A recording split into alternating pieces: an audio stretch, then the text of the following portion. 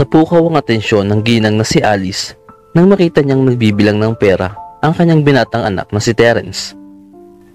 Binibilang mo na naman niyang iniipon mo? Ano ba talaga ang gagawin mo sa perang iyan? At ganun ka na lang mag-impok? Pagtataka ng ina. Sabi ko naman sa iyo, ma, bibili po ako ng magarang sasakyan.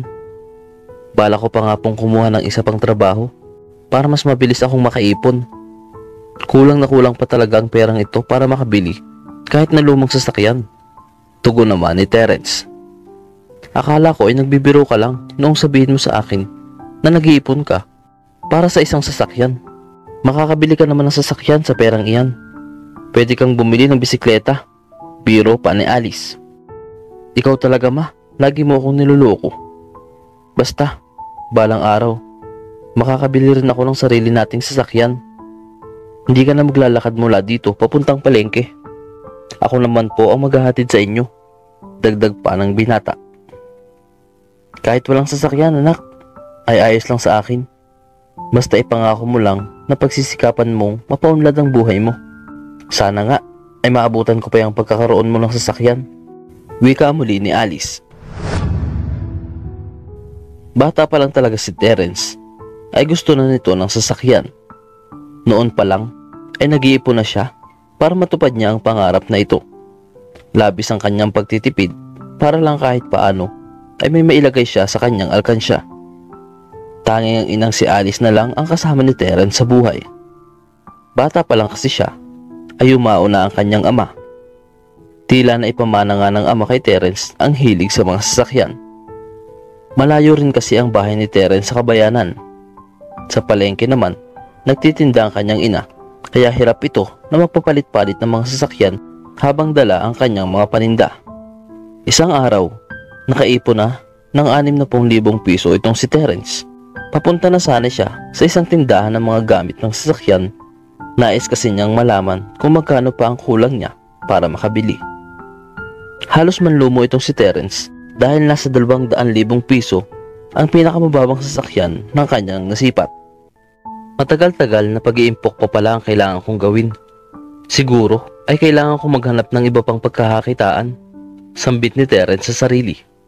Bago lumabas ng tindahan ng sasakyan itong si Terence, ay narinig niya ang isang matandang nagmamakaawa.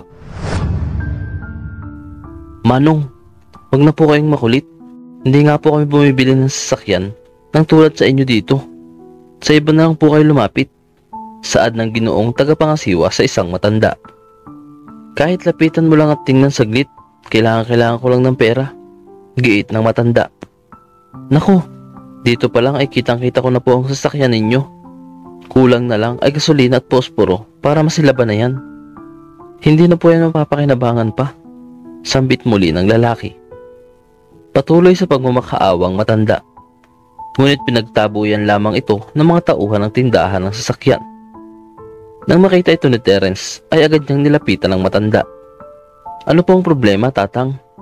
May maitutulong po ba ako? Saad ng binata. Kailangan ko kasi ng pera. Dahil kailangan ko magbayad ng utang sa bangko. Kung hindi ay papaalisin nila ako. May taning na ang buhay ko at ayaw ko namang masawi sa lansangan. Kaya pilit kong binibenta ang sasakyan na ito.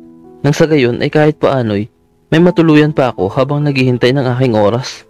Umiiyak ng sambit ng matanda. Tatang, magkano niyo po ba binibenta ang sasakyan niyo? Tanong muli ni Terence. 50,000 piso lang. Nais ko lang maitawid ang hulog ko sa bangko. At saka ihahanda ko na rin ang gagamitin sa aking pagkawala. Pagtangis pa ng ginoo. Tiningnan ni Terence ang sasakyan ng nakakaawang matanda. Sa kanya tiningnan ang perang naipon na nasa loob ng kanyang bag. Gumagana pa naman po ito, di ba? Sige po, ako na po ang bibili.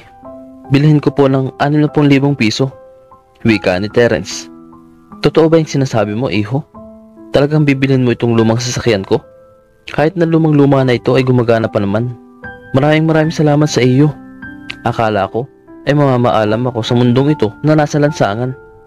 Patuloy sa pag-iyak ang nakakahabag na matanda. Binili ni Terence ang sasakyan sa matanda. Nang makita ng tagapangasiwa ng bilihan ng sasakyan ang ginawang ito ni Terence, ay pinagtawanan lang siya nito. Para kang nagpamigay ng pera dyan, Totoy. Nagpauto ka naman dyan sa matandang iyan. natatawang kantsaw ng Ginoo. Pagkabigay ni Terence ng pera sa matanda, ay ibinigay na rin ng Ginoo ang susi ng sasakyan. Sa unang pagkakataon, ay natupad na rin ang pangarap ni Terence na magkaroon ng sariling kotse. Hindi man ito ang nasa isip kong sasakyan ay ayos na rin. Kahit paano ay nakatulong, saad ni Terence sa sarili. Nang iuwi niya ang sasakyan, ay pinagtitinginan siya ng mga kapitbahay. Nagbubulungan ito dahil natatawa sila sa lumang sasakyan ni Terence. Buti ay umaandar pa yung sasakyang iyan. Parang pupugak-pugak na.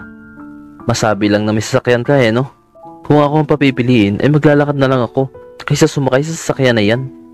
Panloloko ng kapitbahay. Nagulat naman ang indang si Alice nang makita ang sasakyang binili ni Terence. Agad na ikinuwento ng binata ang nangyari. Nakakaawa ang matandang iyon kung totoo man ang sinasabi niya. Hayaan mo na at nakagawa ka naman ng mabuti. Saka umaandar naman ang sasakyan na ito. Kahit paano ay magagamit pa. Saad ni Alice. Mag-iipon na lang po ulit ako para kahit paano ay may paayos ko ang kotseng ito. Wika naman ni Terence. Sa ilang linggong paggamit ni Terence ng naturang sasakyan, ay samot-saring pangangantsaw na ang kanyang natanggap. Nang makiipon, ay dinala niya ito sa kasa upang ipagawa. Bakit hindi mo nalang dalhin sa junk shop yan, iho? Mag-aaksaya ka lang ng pera dyan. Kantsaw ng isang lalaki. Hindi na lamang ito pinansin ni Terence. Habang malakas na pinag-uusapan at pinagtatawanan ng ibang tao ang lumang sasakyan ng binata, ay may isang lalaki na lumapit sa kanya. Ikaw ba ang may-ari ng sasakyang ito? Tanong ng Ginoo kay Terence. Kung pagtatawanan nyo lang po, ay huwag nyo na pong tangkain. Hindi na po ako naaapektuhan ng mga sinasabi ng tao. Ang mahalaga sa akin ay umaandar pa naman ito. Depensa ng binata. Nako, hindi ko ito kakantsawan. Alam mo ba na vintage ng sasakyan na ito? Ilan lamang ginawang ganito sa mundo? Milyon-milyon ang halaga nito ngayon. At maraming kolektor na tulad ko ang handang magbayad ng mas malaki para lang makuha ito. Nais mo ba itong ipagbili sa akin? Handa akong bayaran ka ng 50 milyong piso para lang dito. Saad ng Ginoo. Akala ng iba ay tila nahihibang lamang ang lalaki hanggang sa ipinakita nito ang kanyang tarheta. Siya pala mismo ang may-ari ng gasolinahan at kung saan sila naroroon. Halos malaglag ang mga panga ng mga tao habang ibinibigay ng Ginoo ang pera kay Terence kapalit ng lumang sasakyan na iyon. Ngunit unang dumapo sa isip ni Terence ay puntahan ang matandang nagbenta sa kanya nito upang sana'y matulungan niya. Ngunit nang matuntun niya ito'y sumakbilang buhay na pala ang matanda ilang araw na ang nakalipas. Hindi lubos makapaniwala si Terence na uuwi siyang isang milyonaryo. Lahat ng kanyang kapitbahay ay hindi rin makapaniwala sa swerteng dumapo sa kanya. Naipagawa na ni Terence ang munti nilang tahanan. Nakabili na rin siya na mas magagandang sasakyan. Hindi na rin kailangan pa ng kanyang ina na magtinda sa palengke. Hindi malilimutan ni Terence ang araw na tinulungan niya ang naghihinagpis na matanda. Habang buhay niyang ipagpapasalamat sa matanda ang magandang buhay na tinatamasa nila ngayon ng kanyang ina. Dalangin niya ang walang hanggang kapayapaan ng kaluluwa ng matandang ito.